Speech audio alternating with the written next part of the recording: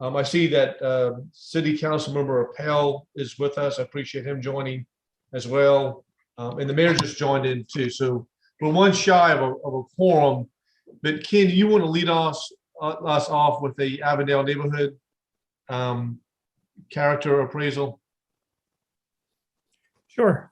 Okay. I think we were talking earlier. I think they were going to share it. Yes, there we go. Okay, so this document is an area character appraisal, and the city had them done for Burns Downs, Windermere, and Cannonboro, Elliotsboro about 10 years ago. And I decided to kind of undertake a similar project for Avondale. This is part of what I went to school for. It's what I'm interested in. And a lot of the discussions I've had in the work groups that I've been on for this commission discussed a lot of these same ideas that go into these types of documents. So, and I'll detail that a little bit later as we go through and explain what I mean by that. But I saw this as an opportunity to create something that could benefit both my neighborhood and hopefully the larger area around it as well. We could go to the next page.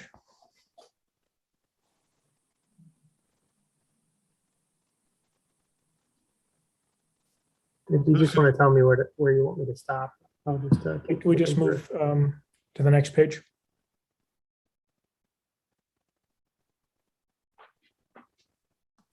Did it move or no? It did not. Oh, okay.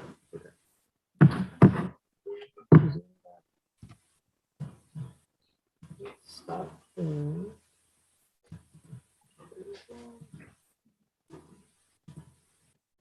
All right, no, I might have gone too far ahead now.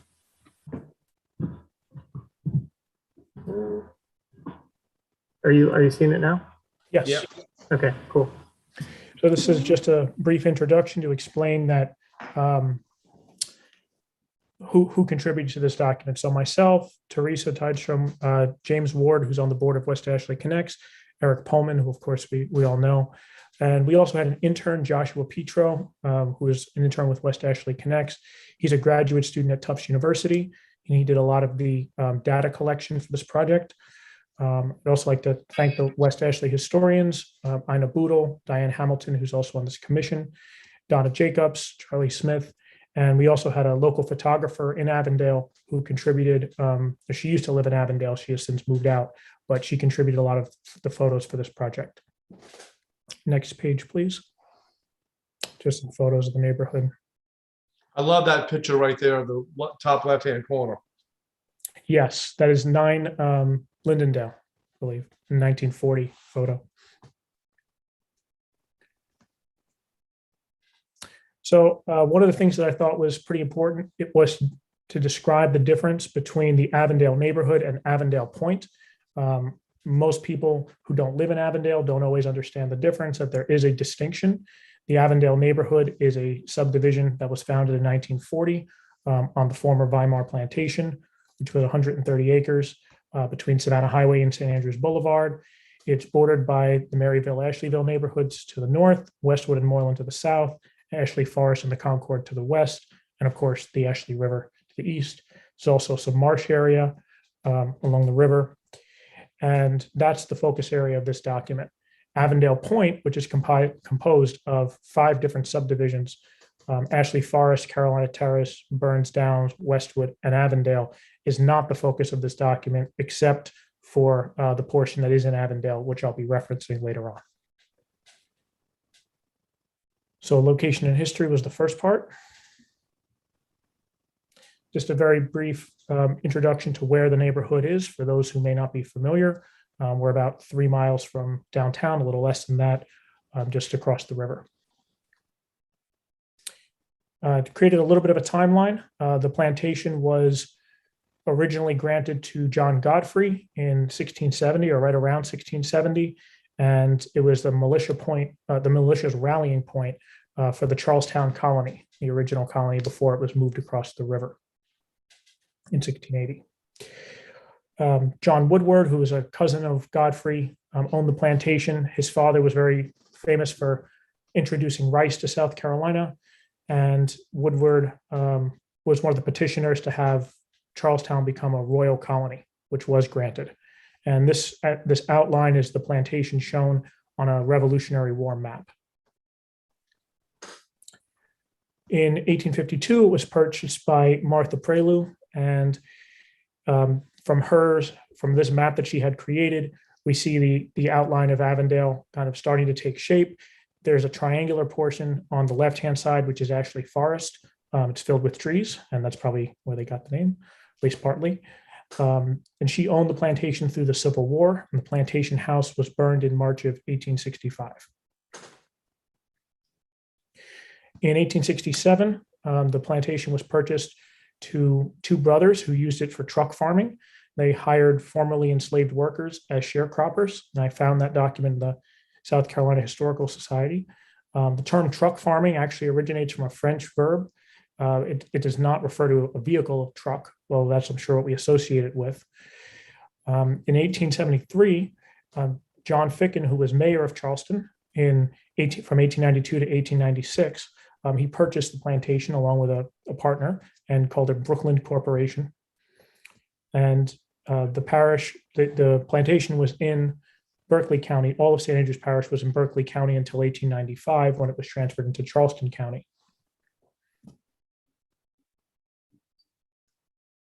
And I always thought I was the first mayor of Charleston to live West Ashley. Well, you are, sir. He actually lived downtown. He owned the plantation, but you still claim that title. Oh, okay. Thanks. So in 1930, J.C. Long purchased a 30-acre tract to make Ashley Forest. And there was a map made that just shows what that land looked like beforehand.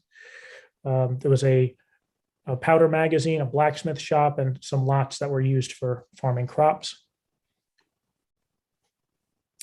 And then in 1938, Henry Horlbeck Ficken, the son of John Ficken, prepared to sell the plantation, and he had it surveyed. It's of course called Weimar Plantation. That was the name that was used at the time.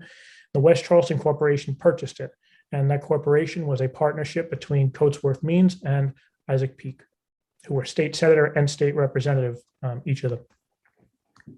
Well, you done some homework on this thing. Yes, I did. I love history. So the name Avondale was chosen by Coatsworth Means, and it was a homage to Shakespeare's home, Stratford on the Avon. And there was a house called the Dream Castle, which was used as a marketing technique for the subdivision, where they had a radio station that broadcast kind of fictional lives of what it would be like to live there. And it was an opportunity to kind of come and see what life would be like. And that was right before we entered the war. And during the war in 1943, the first post office in West Ashley, the first permanent one, because the first one was in Maryville, but the first permanent one was set up in Avondale. There was a World War II POW camp in Avondale, and that was where Colony Drive is today. Most people know that. The Avondale Civic Club, of which I am now president, was actually founded right at the end of the war. There was a freezer locker that was also founded in Avondale, and these were several like firsts for the area, a freezer locker, a post office. These were kind of innovations for the time. Unfortunately, the freezer locker caught fire, and shortly after, the post office was moved to a plot in Ashley Forest, where most people conceive of it today. But that was actually the second one that's in Ashley Forest. St. Andrews Boulevard was finished around the end of the war, and it was widened from 2 lanes to 6 lanes in the early 1960s, which is also the same time when Colony Court was created. By the way, Ken, if you are lucky enough, you'll find some of the furniture that those World War II POWs constructed scattered throughout several locations in West Ashley. I've heard that there's a card table that survived that is still around. Yeah, the Shaftesbury Club has some of that furniture as well. Very cool.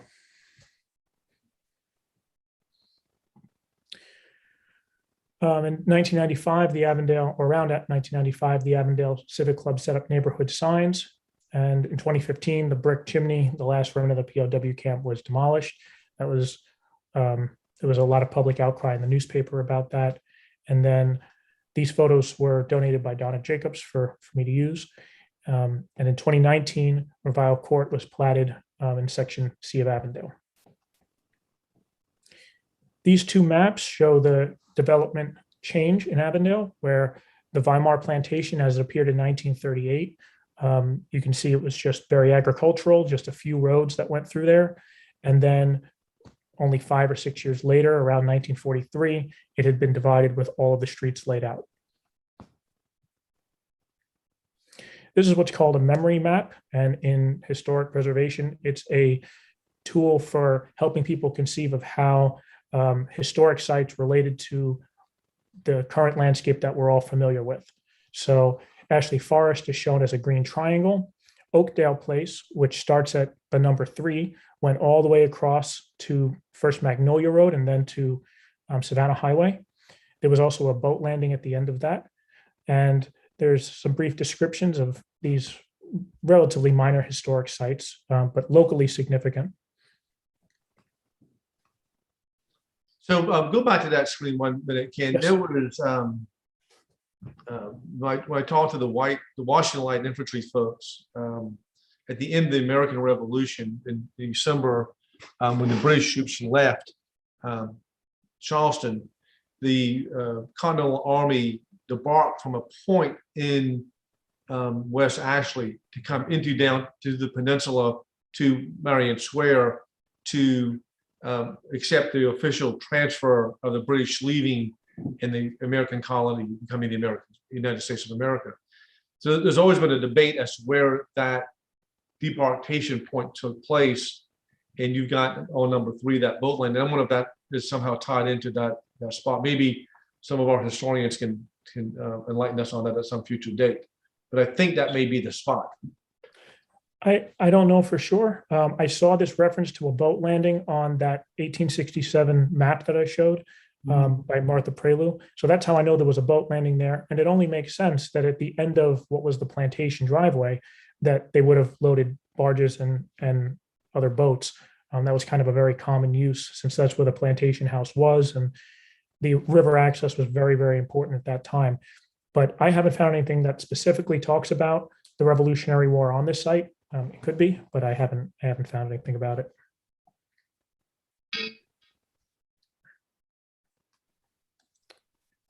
So the next thing will be neighborhood boundaries. This is the map of historic boundaries, so showing the plantations that used to be adjacent to the Weimar plantation. So the Weimar plantation is shown as having both the Ashley Forest and Avondale portions connected as one. To the south was Pleasure Grove, which is now Moreland, the Coburg and Steinmeier lands. To the kind of southwest, the Ravenel Farm, which is now the Concord, Ackerman Park, and the shopping center, and then Hillsborough, which is, of course, Maryville, Ashleyville. This is the same map, just broken down to show that during the truck farming post-war era, these larger plantations were broken down, just as Ashley Forest was cut off of Avondale. And now they're smaller tracts that were each subdivided to create the suburban housing that we're all familiar with.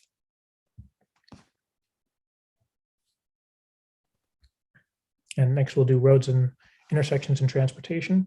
So I traced the age of the streets in Avondale, the existing streets, how old each of them were. And the biggest surprise to me was this purple one, which is Peaks Pike. And as I'll show a little bit later on, it actually used to connect to Main Street in Maryville, or in Ashleyville rather, before the highway blew through there. The second oldest set of streets are from just prior to the Civil War, the antebellum era.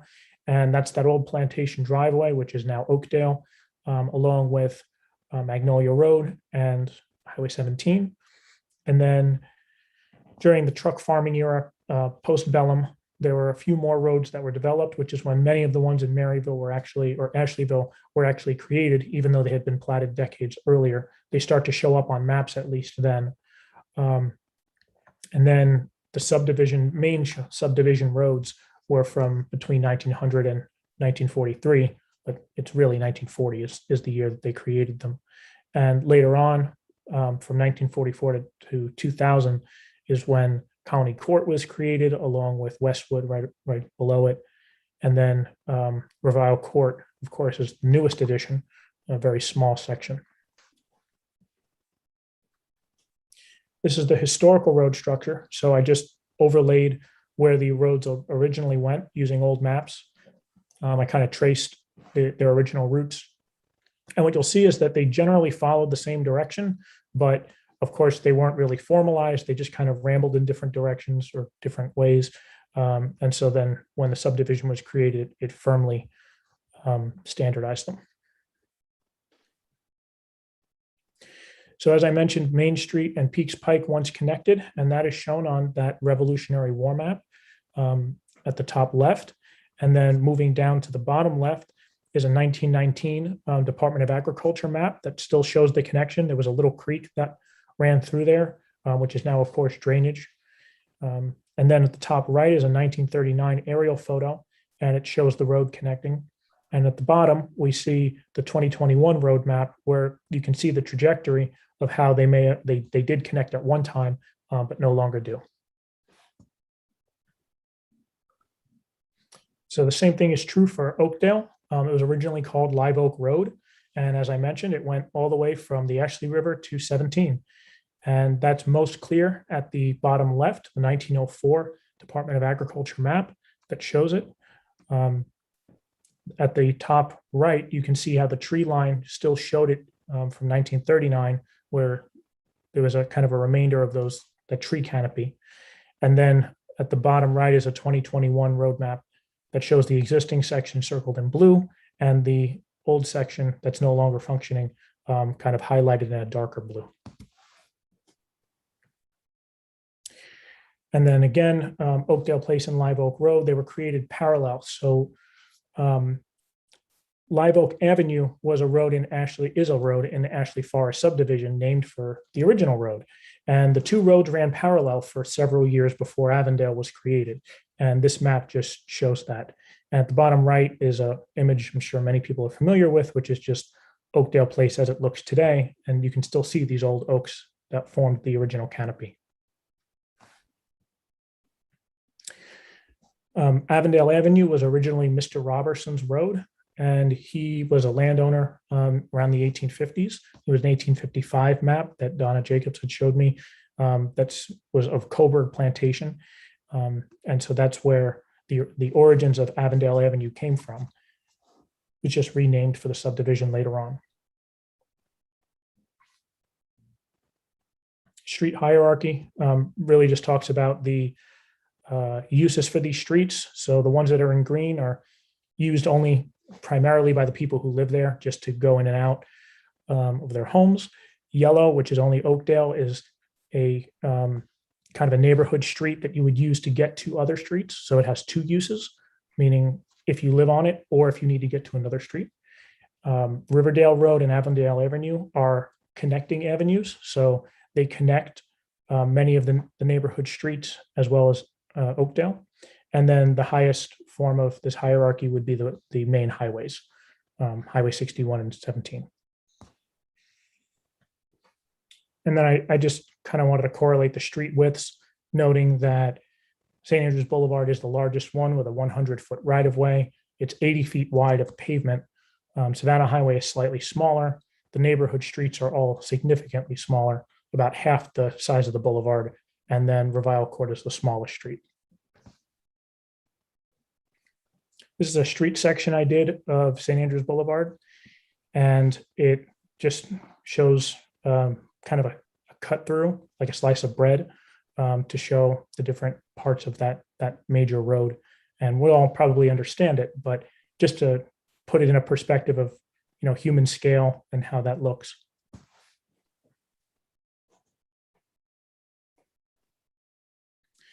Next one I did was a neighborhood street, just as a comparison. So it's half the size, quite literally.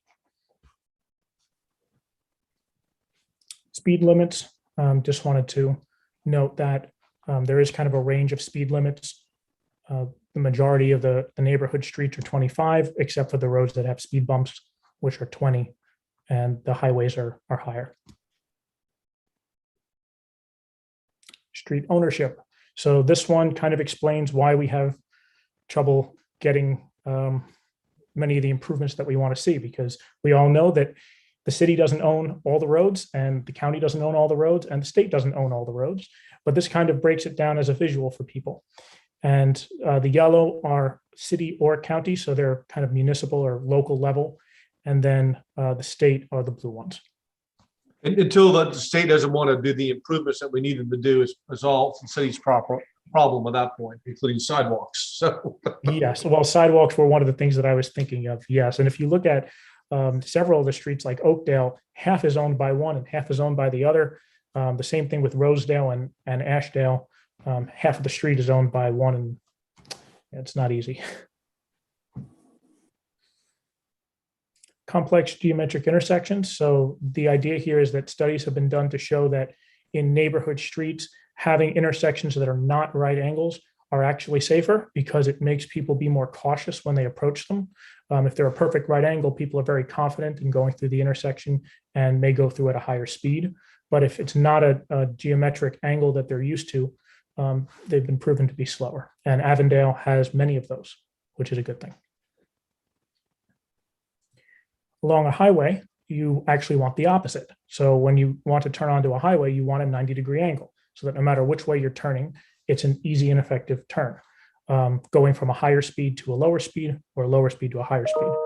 And unfortunately, Oakdale Place is a very, very difficult intersection, no matter which way you are turning on or off of it, because it predates the highway and the angles are not even close to 90 degrees.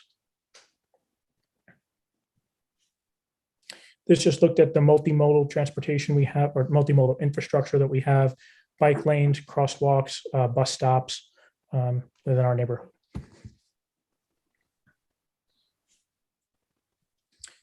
I created a list of street numbers or address numbers, and I also wanted to include a little chart of where the name of each street came from. So Oakdale Place was renamed from Live Oak Road. Stratford Road was named for Shakespeare's home. Avondale Avenue was named for the subdivision. And then Ashdale, Lindendale, Rosedale, and Riverdale were named in a street naming competition held by that Dreamcastle radio station. So that's kind of the origin of those. There were prizes awarded. And then Peaks Pike is named for Isaac Peak. Arcadian Park used to be called River Court, although I haven't found a reason why that was changed. And then Hickory Street was actually named by J.C. Long when he created Ashley Forest. So the portion in Avondale was just an extension of that.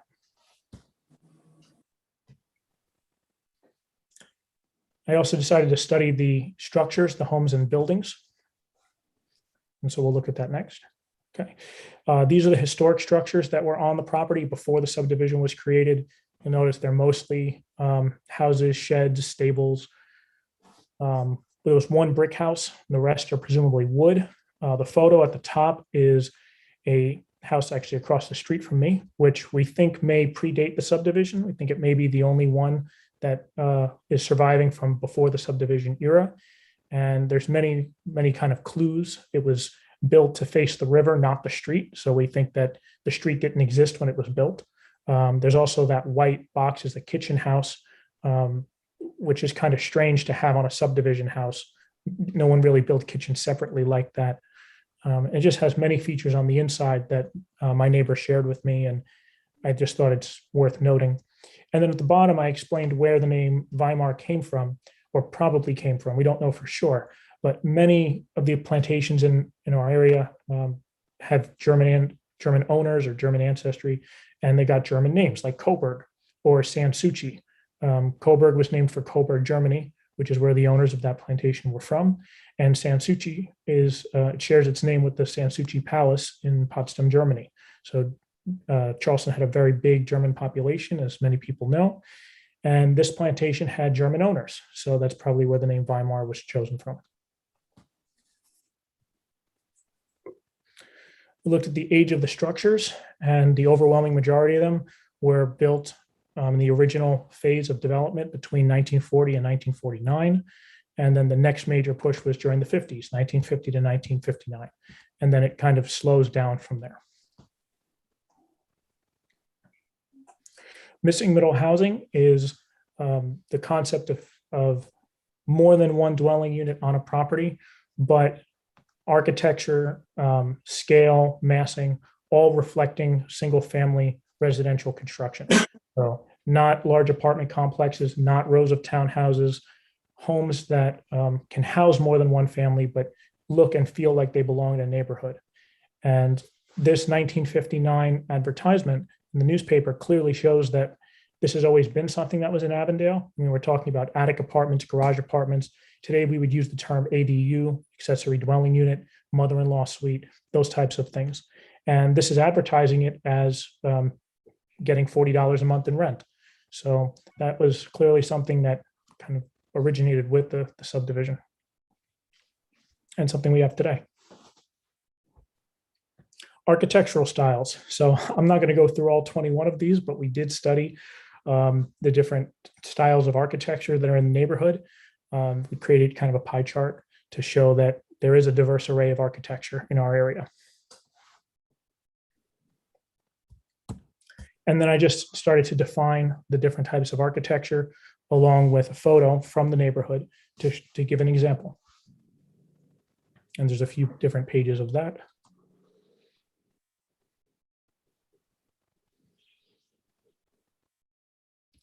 We looked at facade materials, and overwhelmingly brick was the majority. I should note, though, that the facade materials, many houses have more than one material on their facade. Sometimes it's brick and wood. Sometimes it's wood and vinyl. And we just chose the ones that were most prominent. So brick is the most prominent one, and vinyl is the second most prominent. The vinyl was probably, in many cases, originally wood that had been put over with vinyl. One of the purposes of this study was to answer some of the questions from the work group that I was in for 829 St. Andrews when that project was up. And it just got me thinking, what is the neighborhood context like? We can all kind of envision what we remember it as, but this quantifies it. So the next time there's a project that is going to be developed, it's easy to say, well, this percentage of them have brick, so a new facade should probably incorporate some brick. Just as an example. That was kind of some of the thinking behind this study. Height of structures, the same thing. So looking at what the highest structures are, and everyone knows it's the storage facility. And then the second highest structure is the church on Riverdale Road, Lutheran the Redeemer Church, or Riverdale Drive, sorry. And then most of the other structures, the overwhelming majority of them are between 1 and 2 stories. Lot coverage, so how much of the parcels are actually covered by buildings. And there are some that are 100% of their lot coverage. And those are the townhouses, the ones on Colony Drive. And then there's vacant lots, but everything else falls somewhere in between. Again, the majority are around 55% lot coverage. I'm sorry, 55% of houses have between 10 and 19% lot coverage. So it's not very dense in terms of coverage. Commercial corridor conversion. So this study came out of another work group that I was on for this commission with Teresa and Ashley Jackrow, where we looked at what the character of our major corridors were. How do the houses or the structures kind of reflect the history? What's the pattern? And in the case of Avondale, many of these commercial homes or commercial structures today were originally built as homes. So the ones that are yellow, bright yellow, were built as residential and are used today as residential. The ones that are red were built as commercial and are used today as commercial. And the ones that are orange were built as residential and are now used as commercial. And then the three that are blue are the Cooper School, which are kind of a civic use. And right along Highway 61 just a perfect example of the conversion. Yes. Units per parcel. So the overwhelming majority of these are single family homes, as we've kind of discussed. There's also many duplexes, meaning 2 units, and those are shown in orange. And then there's denser multifamily, some denser multifamily, mainly along Colony Drive and a couple others scattered throughout. And then we'll look at jurisdictional boundaries and land use. So this is a diagram of city ownership versus county ownership. 51% of Avondale is in the city and 49% is unincorporated in Charleston County. Zoning map. So I created this map to show the different zoning categories in Avondale and show that there are many, many different ones, both city and county. So, but most of it is still residential, and the next is different levels of commercial.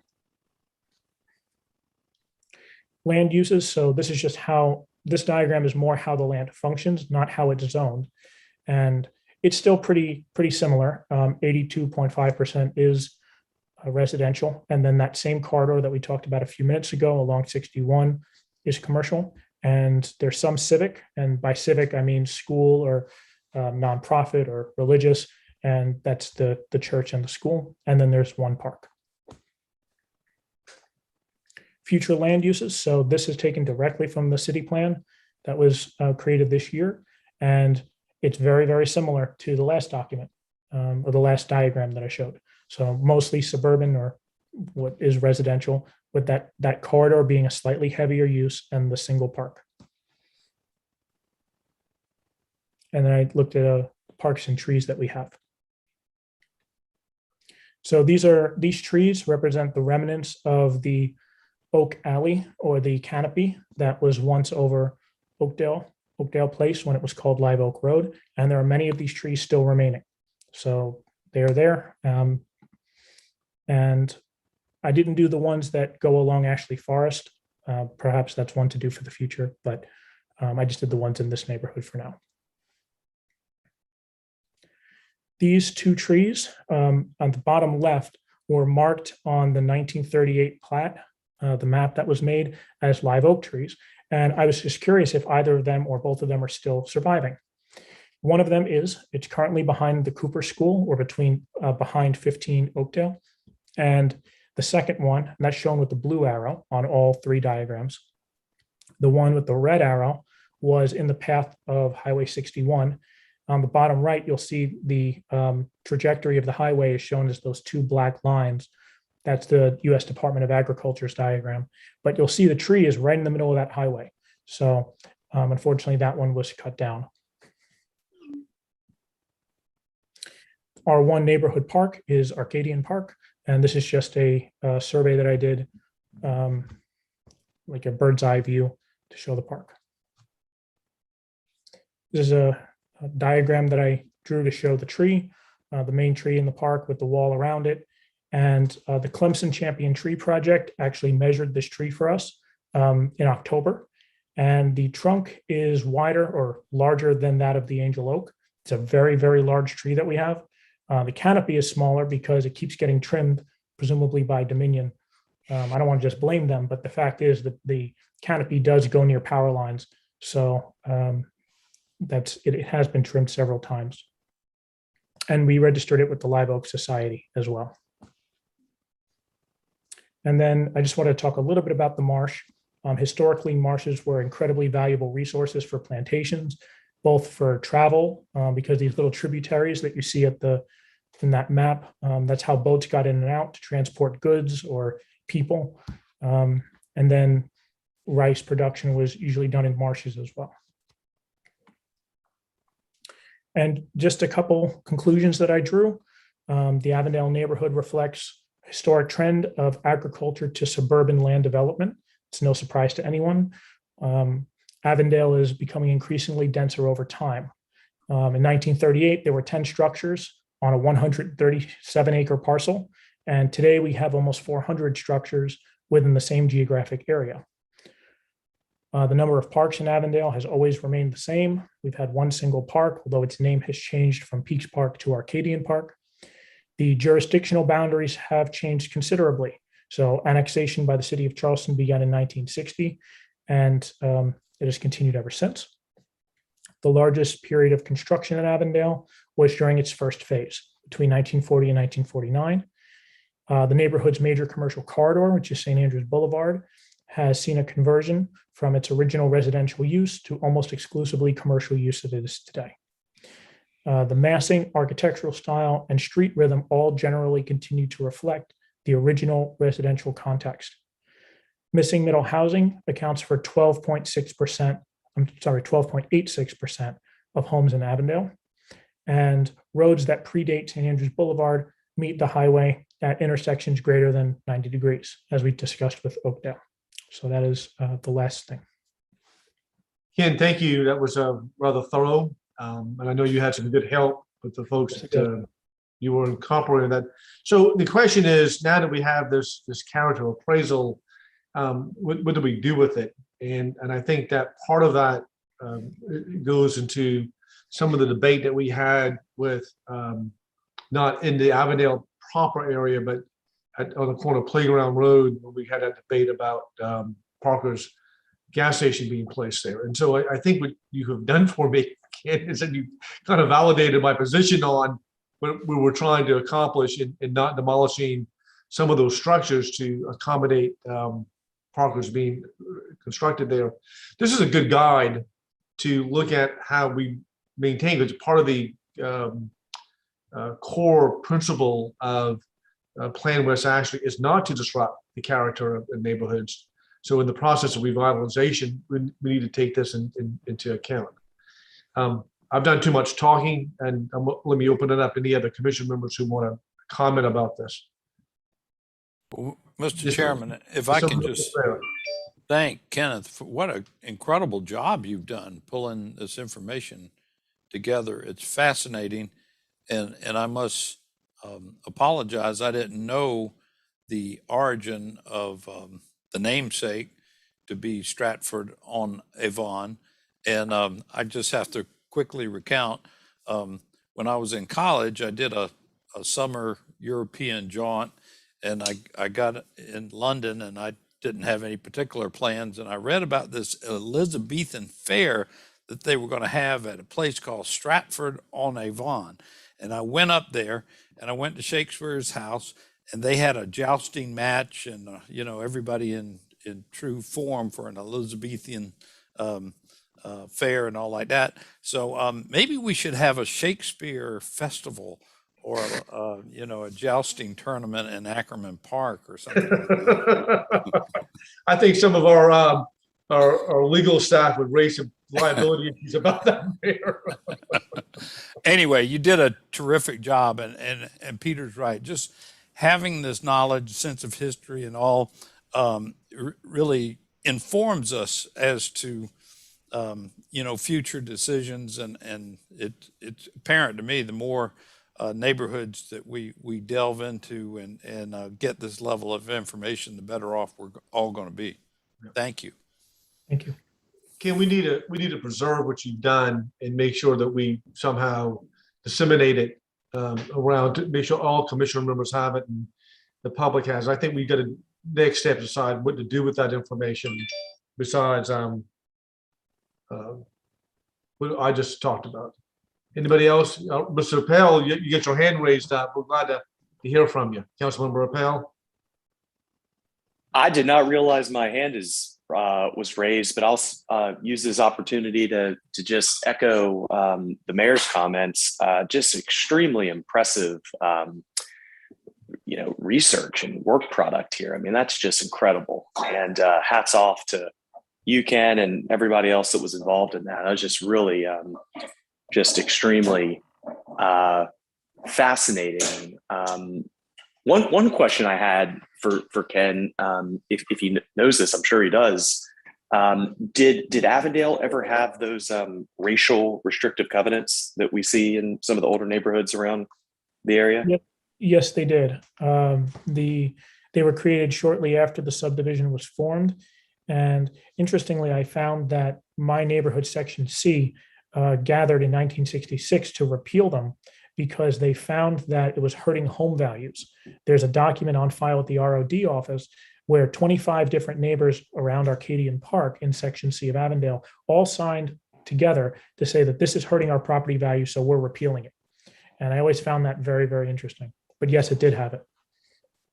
Fascinating and just very well done. And again, hats off to everybody. And it just goes to show that, West Ashley has a rich history. just like some of the other parts of the city. Thank you. Ms. Hamilton, I'm just listening to all this and thinking the juxtaposition of this area and then how it almost touches, comes real close up to the Maryville, Asheville area. I mean, it's almost like this two different kind of communities are almost, I don't want to say coexisting, that may be too much of a compliment, but it is interesting the positions of these two neighborhoods and areas back in the day as they were developing.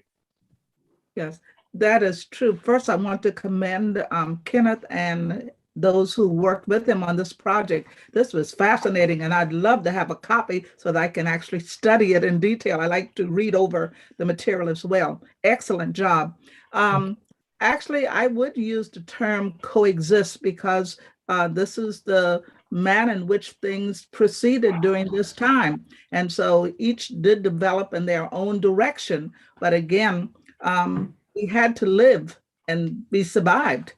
So I would agree. I would think that we did coexist, and we still are coexisting, except we are working more cooperatively.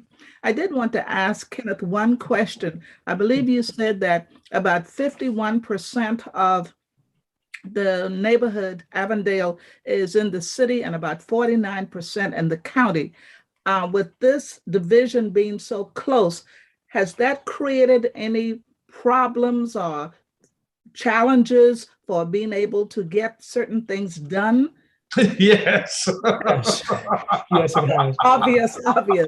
And I guess also why I was just surprised. I was surprised that we still have that large number staying in the county. I was surprised at that. So, Yeah. so Ms. Hamilton, there is the issue of that, and when it comes to such things as street calming devices or things of that nature, planning, we do run into that roadblock, and that's also true in another very old historic subdivision called Pinecrest. Yeah. And I think if we did this neighborhood character study, we would find very similar things which Ken has reported to us. Yes, I think that's Obvious. yeah. So, Mr. Chairman, let Kenneth respond, if he will, to okay. the question.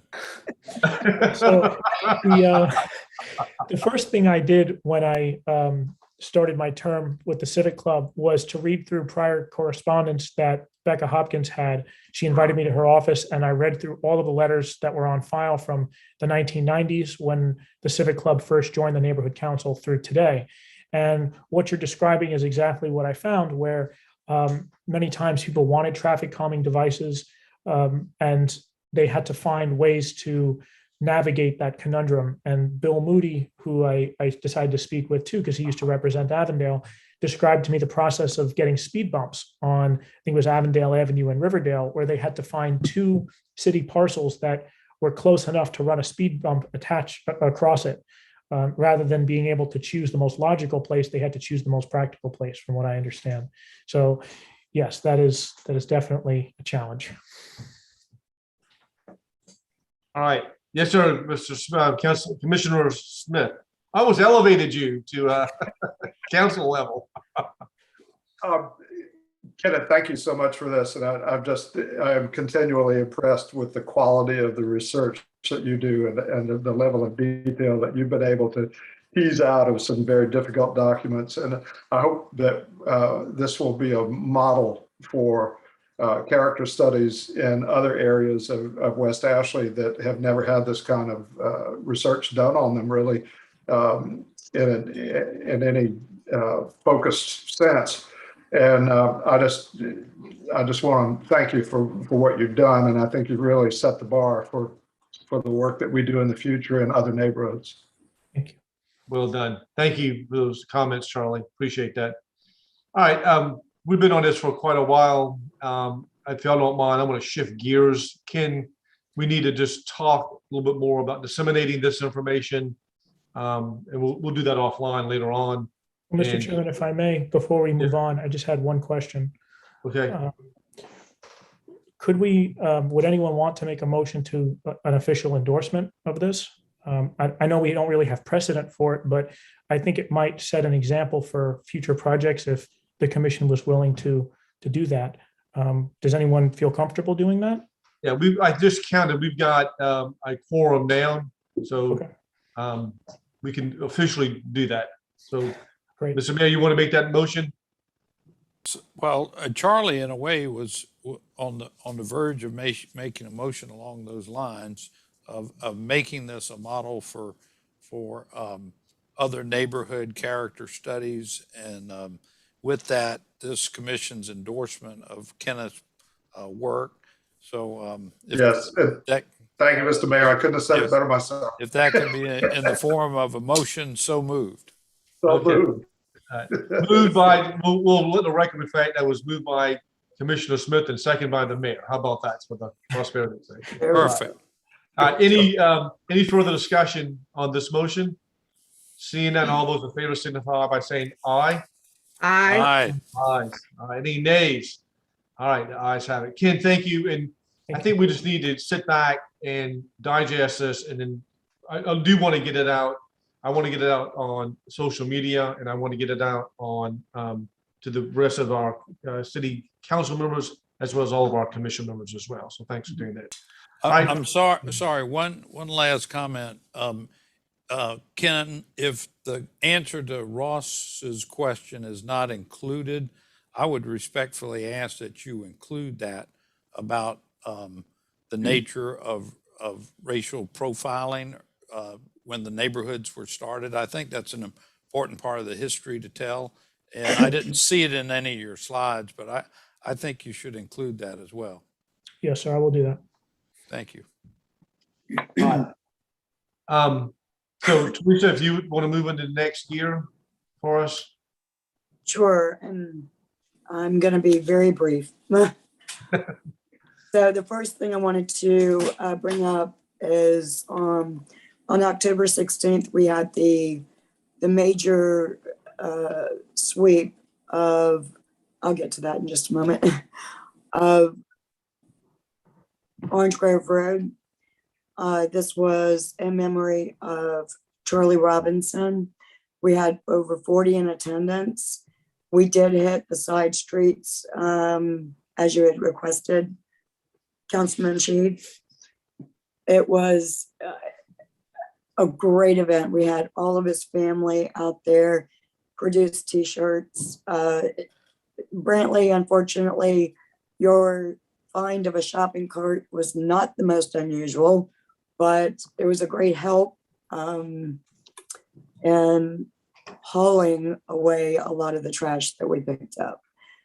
There were over 30 bags filled with the orange bag and another 20 bags filled with donated bags. So it was a major improvement. I want to thank the county. They came out with the large truck to remove some of the limbs that were in the ditches. Unfortunately, after this long storm, we've got more large limbs back down. So I'll work on getting those removed. But overall, it was definitely well worth it. And it's produced them wanting to do this on a monthly basis to get back out there on Orange Grove and to lead over to heading towards the North Bridge and cleaning that up. So it'll be a two-part effort. So each of you received the funds request file that was sent out to all the commissioners. And this has to do with going to the next level with beautification, signage,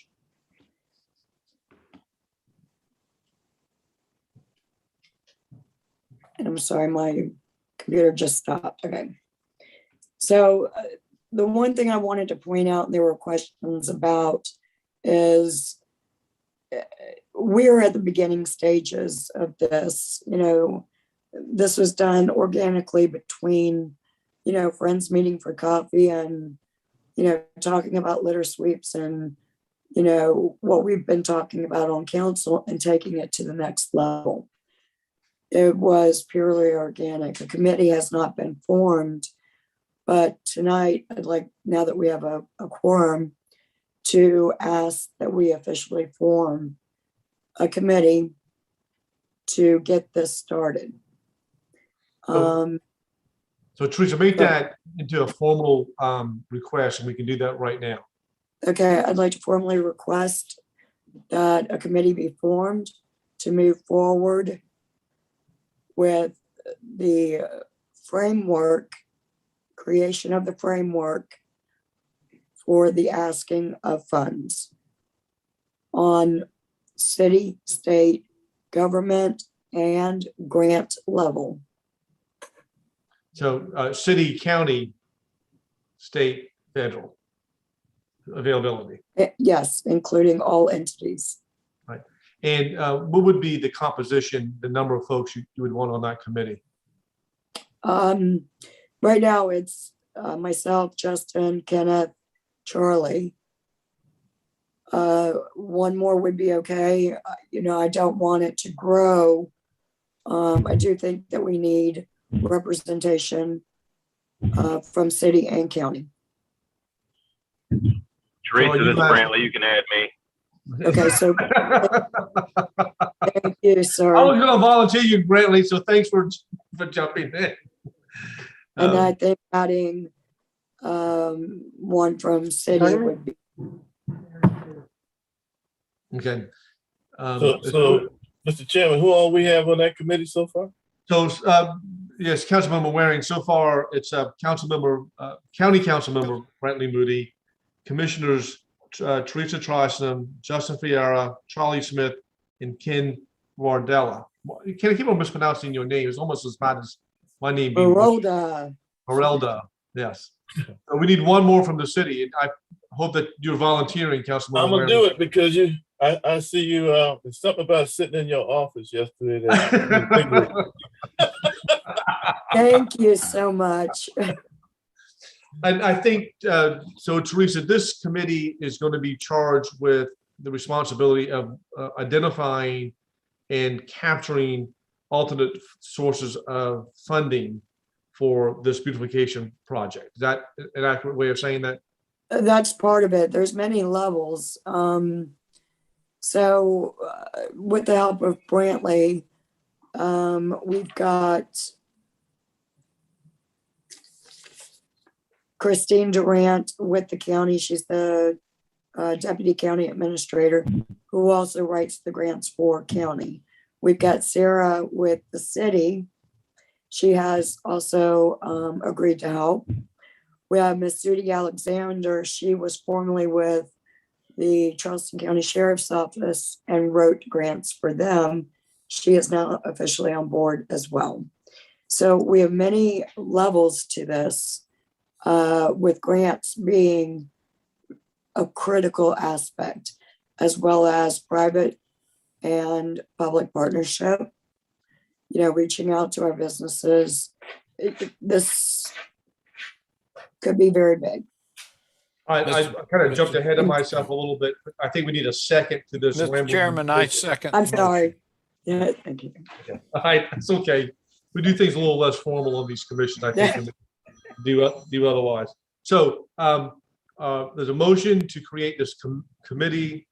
We've got the composition as specified. It's been seconded. Any further discussion? All those in favor of the committee signify by saying aye. Aye. Any opposed? The ayes have it. That's wonderful. And Teresa, what I would ask you to do is just prepare sort of an update in our next commission meeting, which will be 2 months from now, just to give us an update on where y'all particularly stand. Okay. Absolutely. And one thing I want, you know, the commissioners to do is in the letter, go back to the bottom, you'll find the components. There's only 3. It's very specific to beautification, branding, identity creation, and signage. With B, branding and identity creation, we've already got that started with the city, and we can pull the county in as well. this is not just one entity doing everything. You know, we need to have everybody working together, you know, to make West Ashley the best it can be. We've also got Keep West Ashley Beautiful is in process of becoming official with Keep South Carolina Beautiful. Yep. There's an application process for that. So if you could please read through that, and any questions, I will definitely answer. It's not geared for going inside neighborhoods and taking care of that. This is for, you know, our roadways, and, you know, the entrance and exits and taking care of those. So, you know, please read through and I'll definitely give you an update on the next meeting. Wonderful. And I really do appreciate the grassroots effort of all of this. And we've had a lot of discussion regarding beautification. So thank you all very much. All right. Definitely need. Let me do one more housekeeping matter. Now we have a quorum. We can approve our meeting minutes from last meeting in September 8th. If you had a chance to read that. Move for approval, Mr. Chairman. Thank you. Is there a second? Second. Second. Any further discussion? All those in favor say aye. Aye. Aye. Opposed, the ayes have it. Thank you. Do we have anybody signed on for public comment period? We did not have anybody that signed up to speak. We have a few written comments. You want to, can you summarize those for us? Yeah, I think Philip or Christopher. Yeah, I've got them, Mr. Chairman. I've got them, Okay. Mr. Chairman. What we've got, Jeff Sherrard asked about confirmation that a Palmetto Armory is going to be located in the former Bilo Center off Sam Rittenberg. If true, this is an absolute most unwelcome store coming to West Ashley. It's hard for me to believe the whole pig area remains while the first new business in the area is an armory in an overwhelmingly family occupied area. This type of business will only promote the image of West Ashley as dangerous and will bring in the most undesired clientele. And I can add to that there is a Palmetto Armory that is going into that old Bilo. They are under renovation now. Then a Kathleen McCauley. Which is also zoned appropriately for that. So there was nothing the city had any input on that. Correct. It was zoned for it. And it's I hate to say appropriate, but that's nothing the city could have done to prevent that from happening. But there will be issues coming up with that on the design review board for certain parts of that. Yes, ma'am. So one of the biggest issues on being talked about is whether the city would ever approve it to be rezoned industrial for them to allow a shooting range. Right. And so that is what has stirred up the community. yes. And so it had to be rezoned to light industrial. The answer is no. I can't, yes. I can't imagine that ever passing and it would be over my dead body. So no. In this case, no is a complete sentence. No, thank you. Period. Yeah, period. Thank you, Mayor, for that emphasis. Thank you, sir. Yeah, we need to clarify that it was zoned and that type of business is located there, but it cannot be used as an indoor shooting facility, and it will not be rezoned to accompany an indoor shooting facility. Thank you. So, Mr. Morgan, next one. Okay, this is from Kathleen Mulcahy. I may have mispronounced that last name. I apologize. Her comment is, I'm confused. Why are we using money from COVID relief for beautification rather than health and human services projects, providing for our most needy citizens? Please refer to, and she has a treasury.gov site she lists here for local fiscal recovery funds. And then the final comment we received online is from Cynthia Nolan. It says, what is the update on the signage in I-26 and the James Island connector to be changed to say West Ashley instead of Folly Beach and Somerville, respectively? You also have a letter from Ms. Higgins from Maryville, Asheville, in reference, and I see that she's an attendee. I don't know if she wants to speak on her own on this, but I'll just say that the letter is requesting a traffic signal at the intersection of St. Andrews Boulevard and Fifth Avenue. And she goes on to have a lot of detail into the reasons the neighborhood feels strongly for this. And again, I saw her on the list of attendees, so it may be that she wants to speak on this herself. Ms. Higgins, are you available to add any more comment to that? I read the letter. There she is. Can you unmute yourself? Yes. Yeah. Yes, ma'am. Yes, I would like to make a few comments if I can. Go ahead. All right. I appreciate each of you having a copy of the letter. And Yes, ma'am.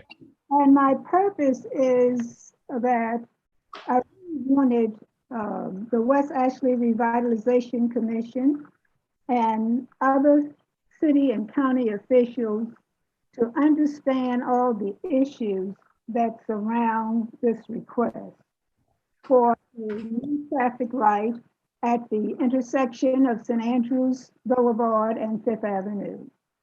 It ties in with the problems that we have at the St. Andrews and Sycamore intersection. Many of you are aware of our concerns about that. It's been a very long-term problem that we've asked for help and changes in for many years. However, what's happening already is the traffic from the new Avenue of Oaks subdivision is using, we only have one traffic light in Ashleyville. That traffic, they're using that traffic light to enter and exit the community. And they're using Battery Avenue as a cut through to get there. And of course, that's creating other problems for Battery Avenue. And we're asking that if you would look at this very closely and understand how it is affecting the Maryville-Ashleyville community. Now, Maryville have a few choices in terms of how they can get in and out their community. So the major impact is on Ashleyville. With the plans for the development of the apartment complex at 829 St. Andrews Boulevard, that's going to make the situation even more complicated because it's going to increase traffic on St. Andrews Boulevard. And for folks who are trying to make a left-hand turn from Sycamore and Fifth Avenue, it is very difficult and will become even more unsafe. So we request that the West Ashley Revitalization Commission, if you would please help us in looking at this concern more closely and help us to get this new traffic light at the intersection of St. Andrews and Fifth Avenue. Past responses have been that the past traffic studies hadn't shown that it's been enough traffic. Well, that was done a long time ago. Another issue is that if a traffic light were placed there, then it would be too close to presently existing traffic lights, especially coming from Highway 171 and also the St. Andrews Sycamore traffic light. However, if we observe around Charleston, the city of Charleston, James Island, right near us on Old Town Road, there are traffic lights that are much less than the required 1/4 mile apart already. And so we feel that it seems like the engineers can put their minds together and come up with a plan for the help the flow of traffic and specifically to help the Ashleyville community have a safe way for entering and exiting the community. And Ms. Higgins, I see that we've got our Director of Traffic and Transportation online, and he's heard every word which you said. I will follow up with him later on to see what options we may have available, and follow up with Councilmember Brantley Moody on that request as well. Okay. Really appreciate it. And the letter was also sent to our new head of the City Department of Transportation. He received the letter with the same information that's in your letter. And so he has that information also. And we appreciate your assistance and We- this request and attention. We will follow up on that for you. Thank you. Okay, thank you, ma'am. And I see Mr. Somerville over there. He's nodding. We'll discuss that later. Okay. Thanks, Robbie. All right. There being no further business, unless someone has something to bring up. Thank you all very much. Have a wonderful, safe Thanksgiving. Eat a lot of turkey and be with your family and friends. And we'll get back, I think, in 2 months' time. We'll notice a meeting then. Hey, All right. Peter, Yes, sir. does everybody know about the West Ashley Christmas tree lighting on the 20th at Citadel Mall? They do now. Yeah, so the mayor's office has officially accepted Brantley Moody from the county, Councilman Moody as well. So on the 20th, we are starting at 11 a.m. We are having a holiday vendors fair. Then throughout the day, we're going to have hot chocolate, popcorn. We're going to have the choir from the West Ashley Middle School and from the high school singing. We're going to have the Charleston concert band. They're going to be singing as well.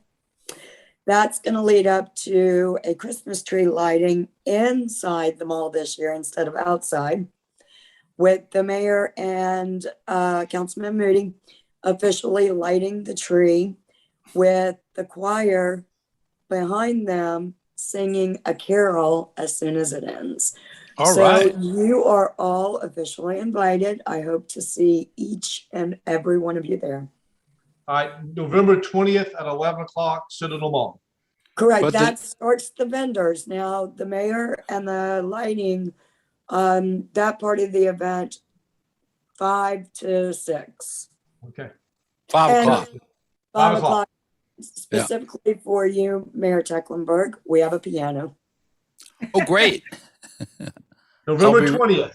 I'll be ready. My All birthday. right. Thanks, everybody. Oh, very good. Everybody have a good evening. Take care. Thank you, You Teresa. too. Thank you. Bye. Thank you. Great meeting, y'all. Great meeting. Bye-bye. Bye. Night.